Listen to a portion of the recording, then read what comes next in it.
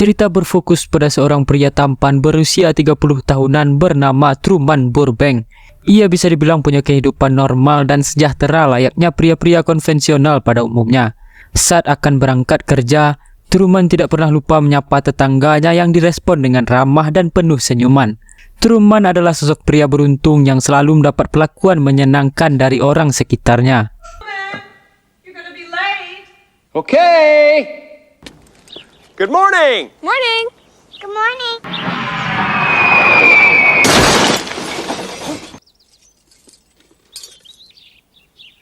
Sebuah lampu tiba-tiba jatuh dari langit dan hampir saja menimpa Truman.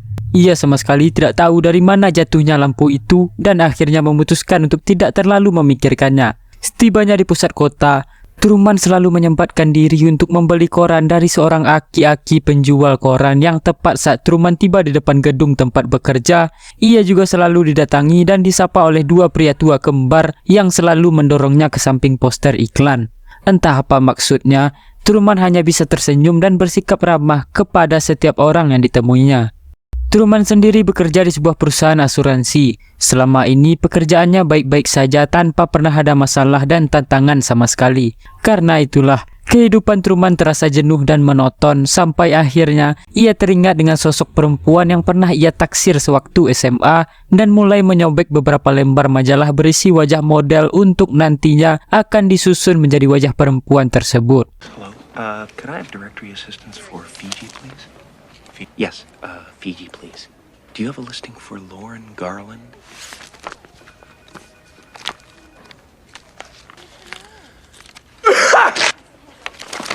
Sepulang kerja, Truman akhirnya nekat untuk pergi ke sebuah pulau bernama Fiji tempat si perempuan itu tinggal. Namun saat akan berangkat, Truman tiba-tiba merasa pusing dan cemas gara-gara punya trauma dengan air laut akibat kejadian di masa lalu. Do you need any help, sir? You go ahead. I'll be fine. Pada akhirnya Truman pulang kembali ke rumah dan kita akan diperkenalkan kepada istrinya yang bernama Meryl. Pada saat itu, ia menunjukkan produk baru yang dibelinya dari swalayan. Layaknya seorang artis yang dibayar untuk mempromosikannya, Meryl menjelaskan produk tersebut dengan sangat jelas dan lugas. Truman hanya bisa kebingungan tanpa pernah mempertanyakan kenapa istrinya selalu melakukan hal demikian. Ever need sharpening? Dishwasher safe. Wow. Malamnya Truman terlihat sedang berdua bersama Marlon yang merupakan sahabat baiknya sejak SMA. Hanya kepada Marlon lah Truman berani curhat tentang semuanya, mengenai kenapa dunia ini begitu kecil dan hanya ada dua pulau saja, yaitu pulau tempat tinggal mereka saat ini dan pulau Fiji tempat si perempuan itu tinggal. Karena tak bisa mendapat jawaban atas setiap pertanyaannya, Truman yang bingung pun duduk di tepi pantai sembari membayangkan insiden di masa lalu yang membuatnya trauma terhadap lautan. Truman dan sang ayah pernah berlayar hingga terjebak dalam badai hebat yang akhirnya membuat sang ayah tenggelam. Sejak saat itu, Truman menjadi takut akan lautan dan tak pernah sekalipun meninggalkan pulau kecil ini. You know, I'm thinking about getting out, Marlon. Yeah? Out of what? Where's there to go?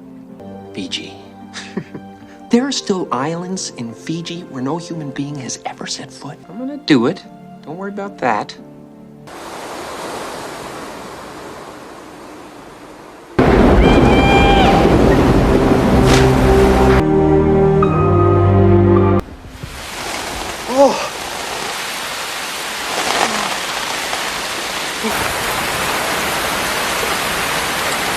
Setibanya di rumah, Truman langsung mengutarakan keinginannya untuk berpetualang mengelilingi dunia. Ia mengaku sudah jenuh dengan kehidupannya yang sejak lahir hanya tinggal di pulau ini dan tak pernah sekalipun mengenal bagaimana kehidupan di luar sana. Namun Meryl langsung mencegah keinginan suaminya dengan menjelaskan bahwa mereka masih punya beberapa tanggung jawab yang harus diselesaikan. Sehingga untuk kesekian kalinya, Truman mengurungkan niatnya tersebut.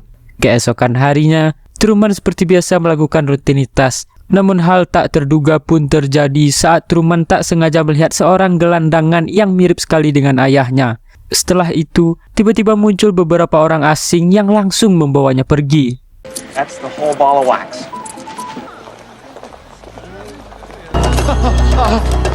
Hey, what are you doing? Somebody stop the bus!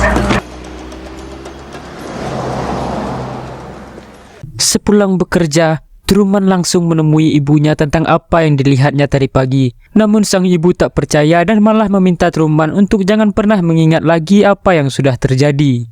Setibanya di rumah, Truman mencoba melihat kembali foto dirinya sewaktu kecil bersama sang ayah dan tidak salah lagi, gelandangan yang ia temui tadi pagi adalah sang ayah yang sudah tua. Entah apa yang sebenarnya terjadi, Truman pun beralih ke barang-barang yang lain dan tak sengaja menemukan sweater milik perempuan yang pernah ia taksir hingga membawanya flashback ke masa SMA. Seorang perempuan bernama Sylvia yang kala itu terlibat pandang-pandangan dengan Truman sampai suatu hari ketika sedang berada di perpustakaan, Truman pun memberanikan diri untuk menemui Sylvia dan mengajaknya pergi ke pantai untuk berduaan. See you later. Okay. Bye. Bye.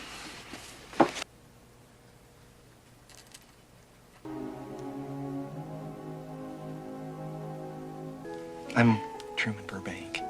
Yeah. You have a boyfriend, right? No, it's course not you do. that. If we don't go now, it won't happen.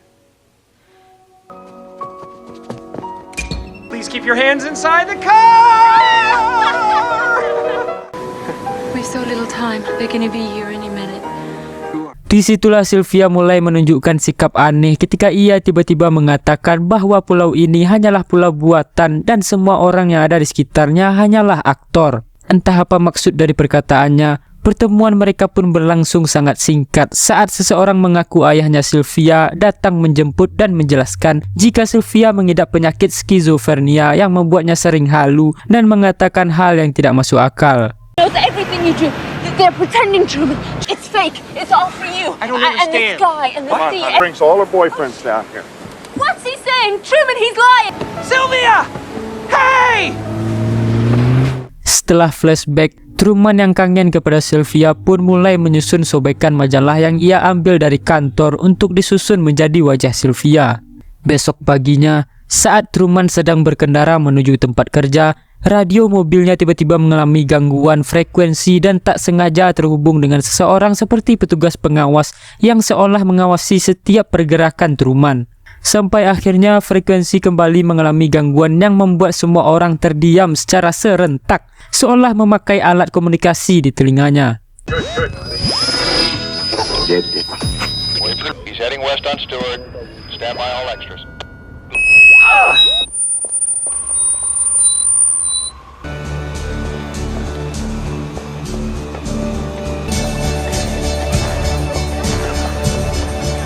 Dari situlah Truman mulai percaya dengan kata-kata Sylvia soal pulau buatan tempat ia tinggal, termasuk semua orang yang merupakan aktor yang memainkan perannya. Sehingga Truman pun mulai berkeliling kota dan bertingkah tidak biasa sampai akhirnya ia masuk ke dalam salah satu gedung dan tak sengaja melihat sebuah lift yang janggal, semacam ruangan kecil yang biasa dipakai istirahat oleh para pemeran dan kru televisi. Dengan cepat, Truman pun menemui Marlon untuk menjelaskan apa yang sudah dilihatnya barusan. Namun Marlon tidak pernah mendengarkan apa yang ia katakan. Sehingga untuk membuat Truman tenang, Marlon pun mengajak ngobrol di atas batu tepat saat matahari terbenam. Tak hanya Marlon saja, ibunya dan Meryl juga mencoba menenangkan Truman dengan melihat-lihat album foto dirinya sewaktu kecil yang tepat saat mereka berdua keluar. Truman tak sengaja menemukan satu foto yang cukup janggal, yaitu foto pernikahannya dengan Meryl di mana dua jarinya terlihat menyilang, yang dalam budaya barat jari menyilang adalah simbol kebohongan yang berarti Meryl tidak sungguh-sungguh niat untuk melakukan pernikahan. I'd love to, but I'm really late. What's your rush? I'll cross my fingers for you.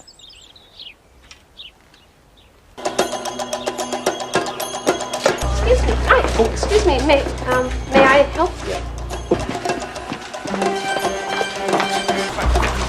Here, let me help you with that. Nicely done. This isn't going to be pretty. Keesokan paginya, Truman yang semakin yakin dengan apa yang dikatakan oleh Sylvia pun memutuskan untuk pergi meninggalkan pulau ini dengan membeli tiket pesawat yang sejak dari dulu petugas di sana selalu saja punya alasan untuk mencegah Truman pergi meninggalkan pulau. Kali ini si petugas beralasan bahwa cuaca sedang buruk dan tak ada jadwal penerbangan yang beroperasi selama 1 bulan ini. Tak menyerah begitu saja, Truman mencoba naik bus antar kota bersama orang lain yang juga akan berangkat.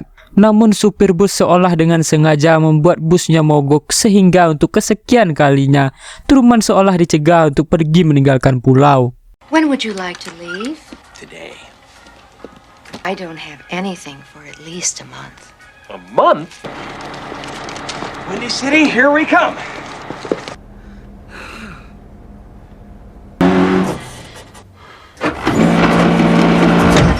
I'm sorry, son. Truman akhirnya kembali ke rumah dan mengajak Meryl pergi dengan mobil. Ia memutuskan untuk bertindak spontan di luar dari kebiasaan dengan memacu mobilnya dalam kecepatan tinggi hingga melihat dengan matanya sendiri saat beberapa mobil seolah dengan sengaja menimbulkan kemacetan agar Truman tidak melanjutkan niatnya tersebut. Masih tak menyerah, Truman pun putar balik dan melaju ke arah yang berlawanan hingga membawanya sampai ke dekat jembatan. Seumur hidupnya ia bahkan tak pernah melewati jembatan tersebut atas alasan yang sama, yaitu trauma masa kecilnya. Namun kali ini Truman memberanikan diri melintasi jembatan dengan cara memejamkan matanya. Setelah berhasil melewati jembatan, kini Truman harus menghadapi rintangan terakhir, yaitu sebuah pabrik yang katanya sedang terjadi kebocoran nuklir. Salah seorang polisi di sana menyuruh Truman untuk balik dan tanpa disadari, polisi itu menyebut nama Truman padahal mereka tidak saling mengenal. Truman pun nekat turun dari mobil dan lari ke dalam hutan sampai akhirnya para petugas keamanan berhasil menangkapnya. You're welcome, Truman.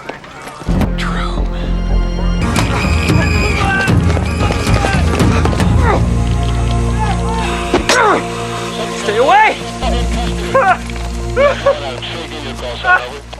Ketika sudah siuman, Truman sadar-sadar sudah berada di rumah dengan Meryl yang lagi-lagi mempromosikan coklat baru yang dibelinya. Kali ini Truman benar-benar sudah muak dengan sikap Meryl yang tidak wajar. Sampai akhirnya Meryl pun dibuat ketakutan saat Truman pura-pura mengancam akan menyakitinya hingga Meryl tak sengaja keceplosan meminta bantuan dengan mata yang mengarah pada kamera yang ada di langit-langit rumahnya. Tak lama kemudian muncullah Marlon yang datang tepat waktu. Entah bagaimana ia bisa muncul secepat itu. Does this have to do with anything? Do something! Nobody! Talk to me! I don't know anything! Please stop! To carry on under these conditions! Marlon kembali menenangkan hati Truman dengan mengatakan bahwa segala yang kita impikan memang tidak bisa selalu terwujud. Namun Marlon punya sebuah kejutan istimewa untuk Truman, yaitu membawa sang ayah yang ternyata masih hidup, sehingga momen haru pun tak terelakkan lagi.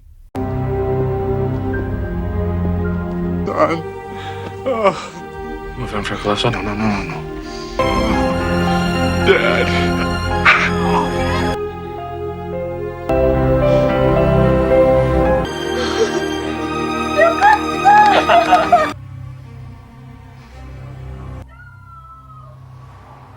Dan faktanya, kehidupan yang Truman jalani selama 30 tahun ini tidak lebih dari hanya acara reality show yang tayang di televisi sejak ia masih bayi. 1,7 miliar mata yang menyaksikannya di layar televisi, di mana Truman sendiri adalah seorang anak yang sengaja diadopsi oleh stasiun televisi sebagai pemeran utama dalam acara reality show. Ribuan kamera tersembunyi terpasang di setiap sudut kota termasuk rumah Truman sendiri.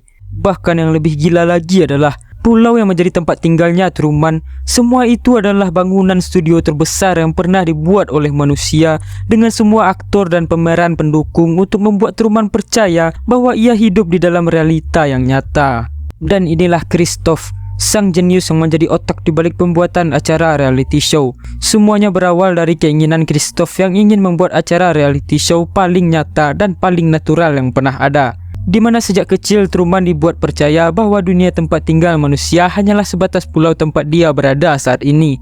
Demi mencegah Truman pergi dari pulau ini, ia pun menyeting insiden kecelakaan yang menewaskan ayah palsunya dalam sebuah badai di tengah laut. Sehingga sejak saat itu, Truman menjadi trauma terhadap lautan dan tak pernah berani meninggalkan pulau ini. Tak sedikit masalah yang timbul dan nyaris membuat acara ini hancur disebabkan oleh beberapa orang yang berhasil menyelinap masuk ke dalam studio hanya untuk bisa tampil di televisi.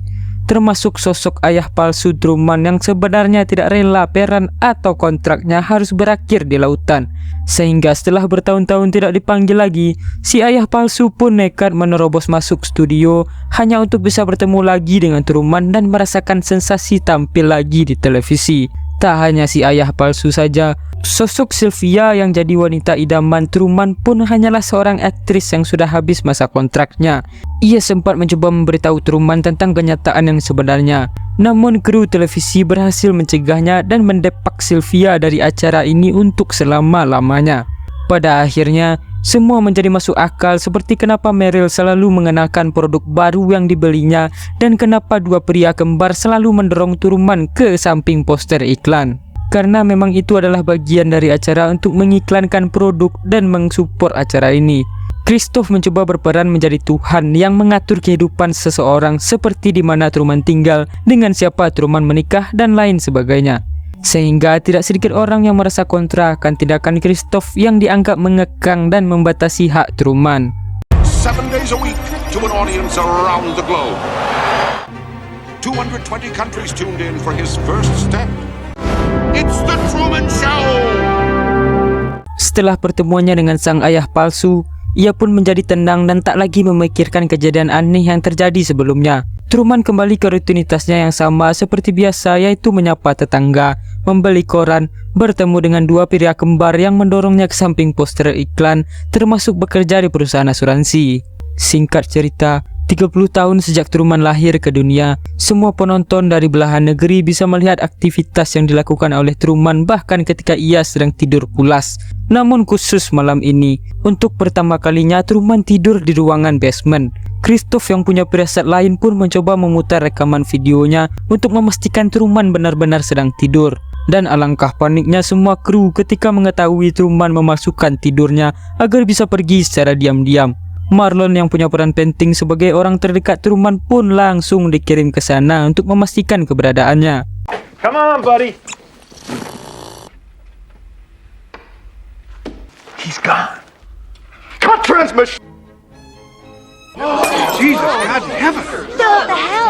Menyadari Truman hilang, Christoph dan semua kru televisi langsung mengaktifkan mode pencarian dengan menugaskan semua talent, termasuk mengaktifkan lampu raksasa yang selama ini dianggap bulan. Namun karena sulit melakukan pencarian di tengah kegelapan, Christoph terpaksa mempercepat siang hari demi untuk menemukan si Truman.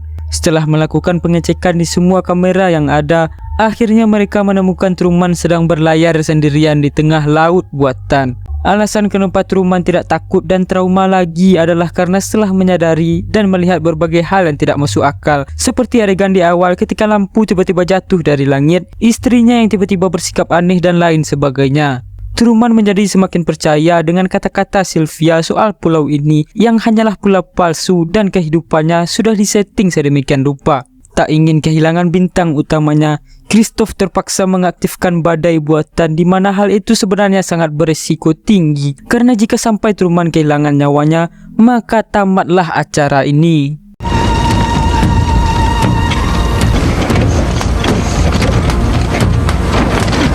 God's sake, Chris! The whole world is watching.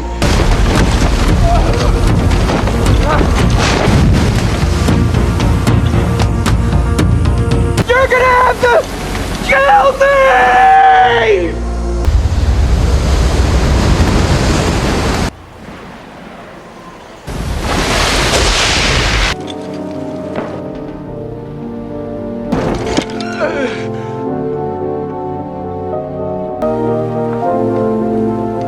Truman kaget karena kapalnya tiba-tiba menabrak tembok yang selama ini ia kira adalah langit. Truman mulai berjalan menuju pintu keluar sampai akhirnya Christoph terpaksa berinteraksi langsung dengan Truman untuk mencegahnya keluar dari studio.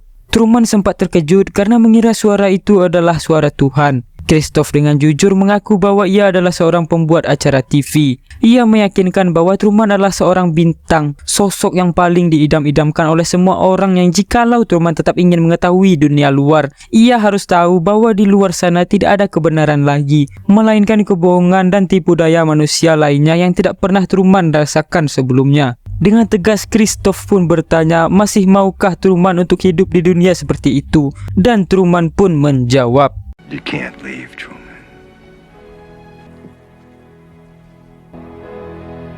In case I don't see ya, good afternoon, good evening, and good night.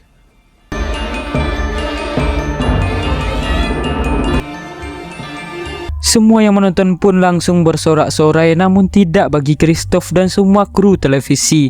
Mereka tidak punya pilihan lain selain menghentikan siarannya dan harus siap-siap menjadi pengangguran setelah acara ini tamat dan tidak ada lagi Truman. Dan film pun berakhir sampai di sini.